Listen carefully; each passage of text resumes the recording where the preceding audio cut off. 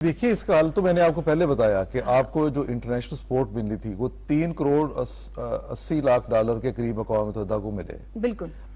ہم جو اپنا لاس بتا رہے ہیں وہ 40 بلین ڈالر کا بتا رہے ہیں. اب 40 بلین ڈالر تو پاکستان کے پاس ہے ہی نہیں. ہم نے کہاں سے پورے کر رہے ہیں؟ بالکل. سو اس پہ لوگوں کو اپنی مدد آپ کے تحت جتنا ممکن ہو سکتا ہے وہ کام کرنا پڑے گا. یہ ہماری اجتماعی ذمہ داری ہے, قومی ذمہ داری ہے, اس پہ سب کو آگے بڑھنا پڑے گا. باقی یہ جو چیزیں ہیں کہ آپ سیاسی طور پہ انتشار کا شکار ہیں یا سیاسی طور پہ آپ کچھ ایک دوسرے سے متضاد فیصلے کر رہے ہیں, ان فیصلوں کو تو ابھی پارٹیوں کی لیڈرشپ جو ہے اس کو سمجھنا پڑے گا. ہم پہلے بھی کہتے رہے کہ ٹھیک ہے آپ اپنے جلسے جلوس بھی کریں, ہر ایکٹیویٹی کریں, اس سے تو کسی کو روکا نہیں جا سکتا. آپ جو پلان آپ نے کیا اس کے مطابق کام کریں. کوئی ایک نقطہ ایسا ضرور ہوتا ہے جس پر آپ اکٹھے ہو جاتے ہیں. مثال کے طور پہ ہمارے ملک پہ ایک آفت آئی کہ ہمارا اے پی ایس ہو گیا تھا. ساری پولیٹیکل پارٹیز جو ہیں اس پہ ایک نقطے پہ اکٹھی ہوگی, ہم نے دہشت گردی سے مل کے لڑا ہے.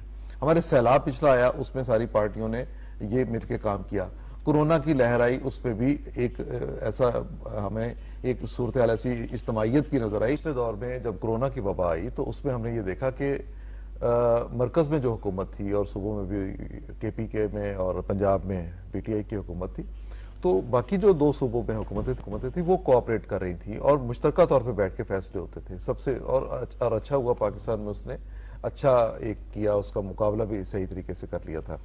لیکن ابھی مجھے جو زیادہ تکلیف دہ بات نظر آ رہی ہے وہ پوائنٹ سکورنگ کی ہے, پولیٹیکل پوائنٹ سکورنگ کی, کہ ہم نے اتنا پیسہ اکٹھا کیا, آپ نے کیا کیا.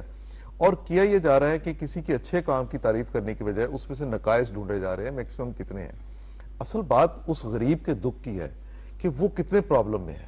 آپ یہ دیکھیے نا کہ اس سیلاب کے بعد ابھی آپ یہ اندازہ کریں کہ کہتے ہیں کہ تقریباً 3 فٹ کے قریب پانی گرا, بعض جگہیں ایسی ہیں جہاں 8-8, 9-9 فٹ پانی موجود ہے اور اس کو 2 سے 6 مہینے لگیں گے.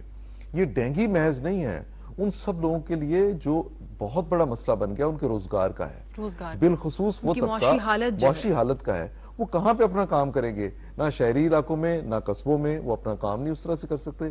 پھر جو ہمارا کسان ہے جو اپنی فصلیں تیار کر سکتا تھا اس عرصے میں, زمینیں اپنی دوبارہ تیار کرتا تاکہ اس کو قابل کاشت بناتا, اس کے لیے یہ پرابلم رہے گا. یہ ساری صورتحال جو ہے جو تقاضا کر رہی ہے اس وقت کہ میں نے جو پہلے جس سب سے بڑے چیلنج کی طرف اشارہ کیا کہ آپ کو انٹرنیشنلی وہ سپورٹ نہیں مل رہی. سپورٹ آپ کو صرف کیا ملی ہے کہ لوگوں کو آپ ٹینٹ کتنے پہنچا سکے ہیں, ان کو چٹائیاں کتنی پہنچا سکے ہیں, اور پھر جیسا ابھی رئیسہ بھی بات کریں یہ چیز کہ اگلے جو آنے والے جو دن ہیں وہ موسم چینج ہو رہا ہے, اس تبدیل شدہ موسم میں آپ کیا کریں گے؟ اچھا ابھی بارشوں کا بھی بعض علاقوں میں ایک اور سیزن آنا ہے, اس بارشوں کے اس سیزن کا آپ مقابلہ کیسے کریں گے؟ سو مشکل کوئی ایک نہیں ہے, بے شمار مشکلات ہیں.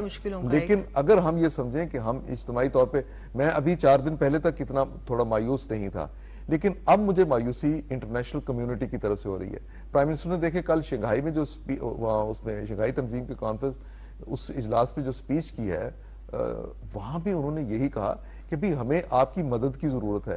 اقوام متحدہ کے سیکرٹری جنرل یہاں آئے تھے تو انہوں نے کہا تھا کسی اثار کی ہم بات نہیں کر رہے, یہ تو انصاف کی بات ہے کہ آپ پاکستان کو سپورٹ کریں. اور یہ کسی پاکستان کا یہ کوئی اپنا کوئی گناہ نہیں ہے کہ جو یہاں پہ کلائمیٹ چینج کے نتیجے میں جو کچھ تباہی آئی ہے یہ تو کہیں بھی آ سکتی ہے.